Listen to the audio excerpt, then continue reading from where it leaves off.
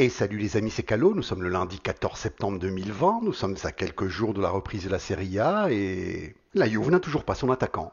Mais le temps avance et hier l'équipe de Pirlo a joué un match amical en attendant la reprise des choses sérieuses. Alors évidemment ce n'est qu'un match amical, qui plus est contre une équipe de 3e division. Donc évitons de juger les joueurs. Parce que dans ces matchs, les joueurs sur la sellette, ceux qui reviennent de blessures et les jeunes, se donnent à fond, comme si ça serait le match de leur vie, pendant que les valeurs sûres trottinent pour éviter de se blesser. Je vous rappelle quand même que l'année dernière, lors de l'amicale contre la Triestine, cet escroc de Khedira a été un des meilleurs sur le terrain. Et qu'il y a 2 ans, Favilli a marqué un doublé contre le Bayern. Le mec semblait meilleur que Lewandowski. Depuis, il a fait 26 matchs de Serie A pour 0 but. Donc évitez de faire les petites chattes devant les prestations de Piazza et Pellegrini. Ils ont été bons, j'en suis très content, j'espère de tout mon cœur que ça continuera, mais j'attendrai de voir ce que ça donne en match officiel avant de me tatouer leur visage sur mon torse. Par contre, nous pouvons juger une chose, et cette chose, c'est la tactique. À 6 jours de la reprise, il y a de grandes chances que ce que nous avons vu hier sera reproduit en match. Maintenant, mettez un casque, ça va parler tactique. Alors, il faut comprendre qu'un module n'est pas seulement un placement de joueurs, c'est aussi une question de rôle et d'assignation.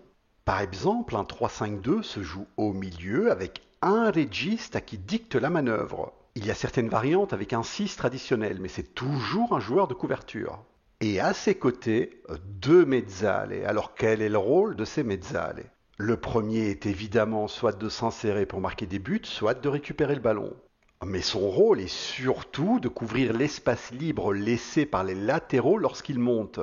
C'est pour cela qu'on appelle ce rôle mezzala, en italien ça veut dire demi-ailier.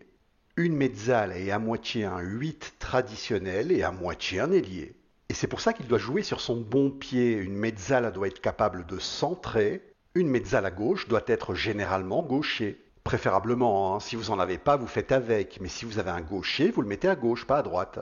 Alors la Juve a été présentée partout comme jouant ce match en 3-5-2. C'est pour cela que Sky et les autres médias ont mis Rabiot en milieu gauche. Un gaucher mezzala gauche, logique non? Sauf qu'en match... Rabiot da mezzala destra e Ramsey invece va fare la mezzala sinistra. Donc question, à moins que Pirlo ne se drogue avec du pipi de chat, pourquoi a-t-il joué cette première mi-temps? 1 avec Rabiot mezzala gauche à droite, 2 sans Regista, 3 avec Danilo défenseur central alors qu'on en avait 2 de métier sur le banc. Alors mon avis, chacun est libre d'avoir le sien, mais c'est mon avis, c'est que devant le nombre de buts que la Juve a pris l'année dernière, Pirlo a choisi de jouer avec le module qui assure la meilleure assise défensive, le 4-4-2. Et que ça soit le meilleur système pour défendre, c'est pas moi qui le dis. C'est Capello dans Il Manuale del Calcio et notre légende Lippi dans diverses interviews. Mais n'ayant pas les hommes pour pratiquer ce 4-4-2, il a donné des consignes particulières pour la phase offensive. Par exemple, il aurait été dire à Danilo, toi tu pues la merde, surtout ne monte pas, tu couvres. Bon, il a sans doute utilisé d'autres mots, mais vous m'avez compris. Et en l'absence d'un vrai ailier gauche, c'est le latéral gauche qui est chargé de monter jusqu'aux abords de la surface adverse. Donc cette première mi-temps fut jouée en 4-4-2 traditionnel sans le ballon, mais via les consignes individuelles, le module apparaissait comme une espèce de 3-3-4 en phase offensive. Pour tout vous avouer, je suis très sceptique sur la tactique utilisée lors de cette première mi-temps. Donner la responsabilité de tout notre flanc gauche à Sandro, mais rien que d'y penser, je préfère subir une coloscopie. Et puis tout est téléphoné, Danilo coincé tout le match et le latéral gauche libre. Si en face l'entraîneur fait bien les choses, on est mort car trop prévisible. Faudra la jouer au talent, et au talent, Sandro il va déborder personne. Deuxième mi-temps, 3-4-3 fixe, ou plus précisément 3-4-1-2 avec un 10. Ça a été dit par Pirlo lui-même sur Sky et rapporté par toute la presse italienne. Si on m'avait dit il y a encore 2 mois que la Juve allait copier l'Atalanta, mais jamais je n'y aurais cru. Alors dans ce 3-4-1-2, pas de mezzale non plus, les 2 milieux centraux sont des pivots. Ils sont là pour récupérer, distribuer et couvrir. À la rigueur, ils peuvent décocher une frappe de 20-25 mètres, mais ils sont rarement des joueurs qui s'insèrent dans la surface. Alors là les gens, je suis un peu plus motivé. Déjà de 1, quand ça tourne, le 3-4-1-2, c'est létal. Regardez ce que fait l'Atalanta avec des joueurs Eco+. Et 2, on n'aurait plus besoin d'acheter de milieu, on en aurait même un de trop, vu qu'il n'y a que 2 places à prendre.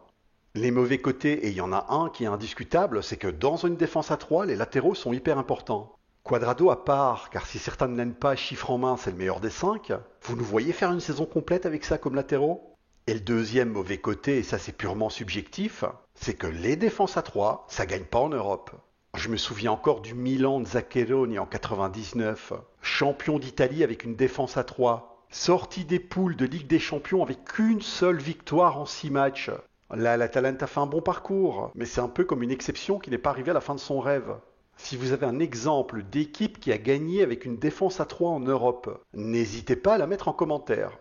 Voilà, c'était les 2 tactiques utilisées par Pirlo lors de ce match. Il changera peut-être sa vision lorsque Dybala rentrera, mais il paraît évident qu'une de ces 2 tactiques sera utilisée en match officiel la semaine prochaine. Et là, j'aurais une question pour vous. Vu qu'apparemment on se dirige vers une attaque avec 2 avant-centres, parmi les récentes rumeurs, qui serait le plus adapté pour appuyer Ronaldo? Répondez à cette question en dessous de cette vidéo ou sur Twitter. N'hésitez pas à follow et à activer cette cloche. Et surtout, Forza Juve!